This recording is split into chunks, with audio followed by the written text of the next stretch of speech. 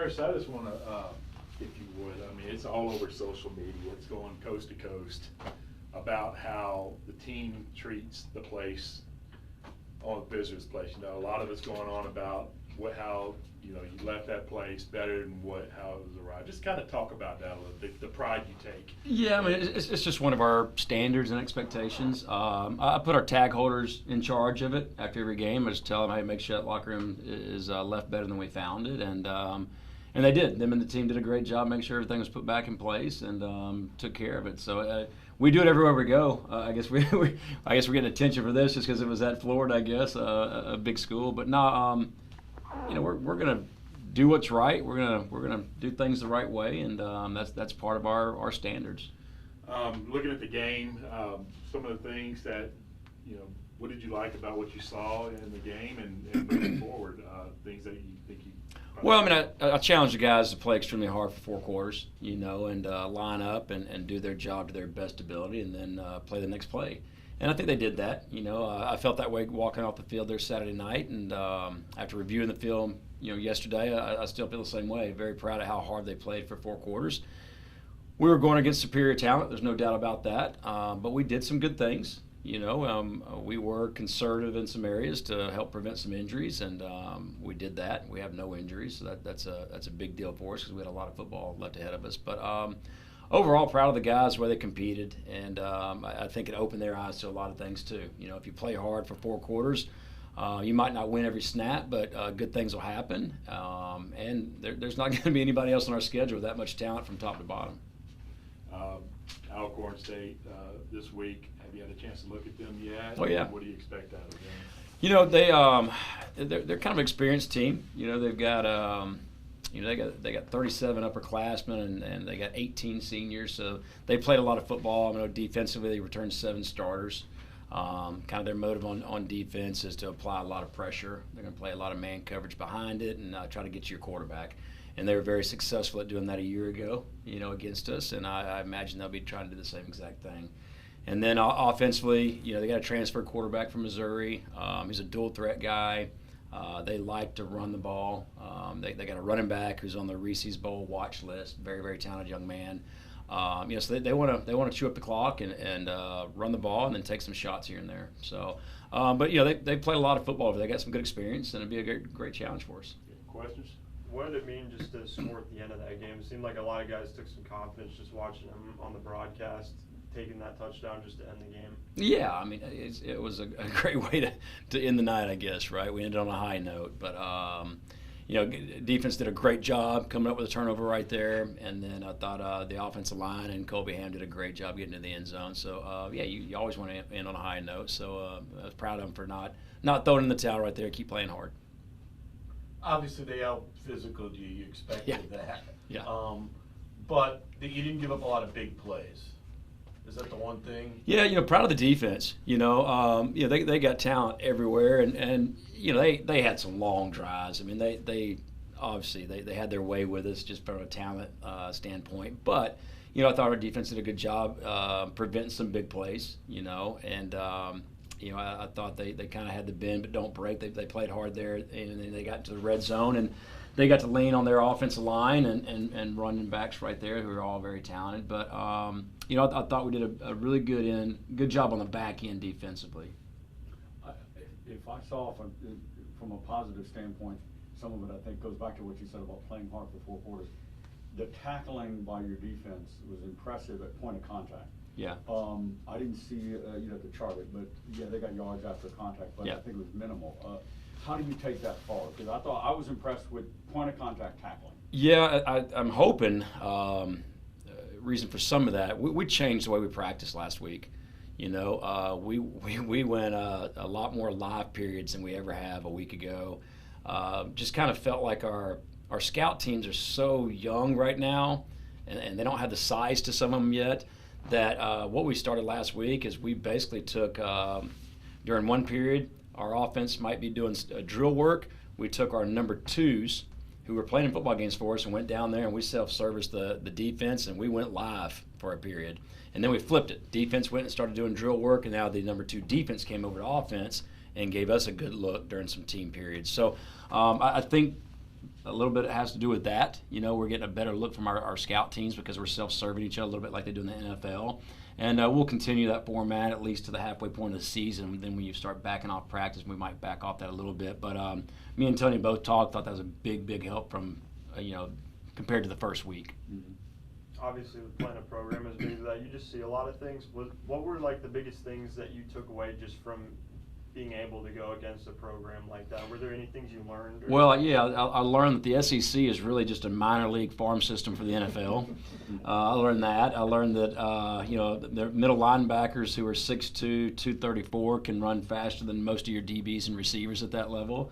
No, I mean, it's still football. It really is. It's still about executing, performing your job to your best ability one play at a time. And, we got to continue to grow as a team and learn how to do that for 4 quarters. Because if you can do that, you'll be in any game. Now, the talent level here is obviously a lot different. But as far as FCS at our level, if you play hard for 4 quarters, anything can happen. And really proud of the guys because, we kept coaching hard one play at a time because I just didn't want us to – I felt that first game of the season we kind of, towards the end of it, didn't play very hard, as we continued challenging them on every play Saturday night. And I thought the guys did that. And we're having fun doing it.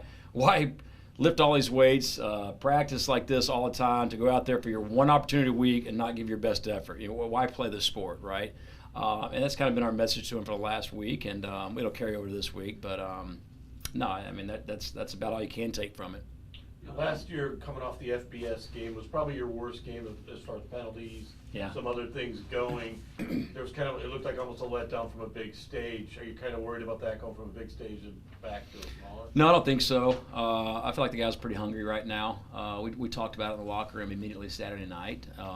They're eager to get out there and perform well. So I sure hope not. I mean, we'll coach against it every second this week. But no, I think the guys are excited to line up and play again.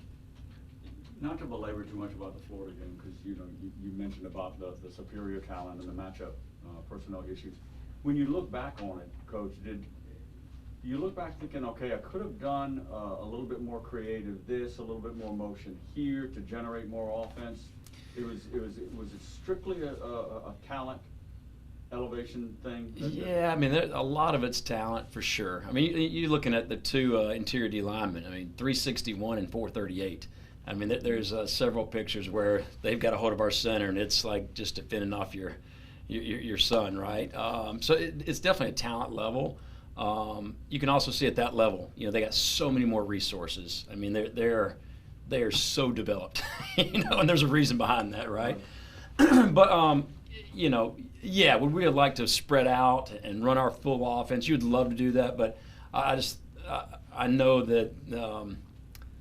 Putting the guys in situations to get some yardage, but also be safe with it outweighed, that. It's a long season. I wanted to make sure our quarterback was upright for those 4 quarters and wasn't on his back for those 4 quarters. Our tackles had not seen the #1 pass rusher in the country before, and he was different without a doubt.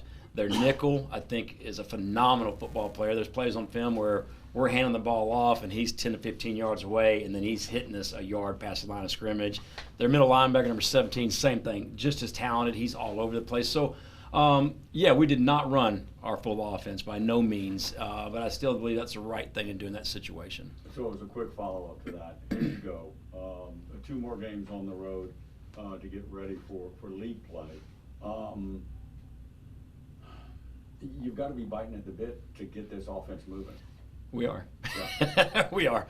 We're excited. We're excited about practice today. We're excited about this week. And, I think Nate, he hadn't started for whatever it was. Y'all told me something like 641 days, something like that. I did feel like Saturday night he was a little bit more calm. He did deliver some strikes. So I think with every rep right now, he's going to continue to gain confidence. And I absolutely contained him a little bit because you look at week 1 and he's running all over the field, and I would not let him do that Saturday night. But no, we're very excited about this week and the rest of the season. We had a long season ahead of us. Taking the top off the defense, is that kind of the #1 goal to kind of, because that would open up your running game a bit? Well, I just think it's taking what the defense gives you. We necessarily we didn't do that last week. There wasn't a whole lot to take. And then first week we just had so many missed assignments and didn't execute. We had the open plays, but whether it was a ball underthrown or we dropped a ball, but. We tried to slow the game down Saturday night, and I kind of mentioned that we were going to use every bit of the clock and then some if we had to. That's exactly what we did. That's not our style of play. We're not very comfortable doing that. So I am looking forward to getting back to who we are this week. You talked about Alcorn State's ability to run the football, just with their running backs and being up front the floor. And speaking on Florida, does that help your team heading into a week like this? I know Trevor Etienne running and all that, seeing those types of players. Yeah, I mean, a week we're going to take on a team like that. We won't see a roster from top to bottom with that much talent. Now, Alcorn State's got some players here and there that are really good. I mean, the running back's very talented. Defensive end number 44. He can get off the line of scrimmage. He's a good player. So everybody from here on the schedule is going to have some good players, but from top to bottom, that was a pretty talented roster right there, at least from us coming up and playing in the SEC like that, But it does help us. The speed of the game was so fast Saturday night. The speed of the game from here on out won't be that fast.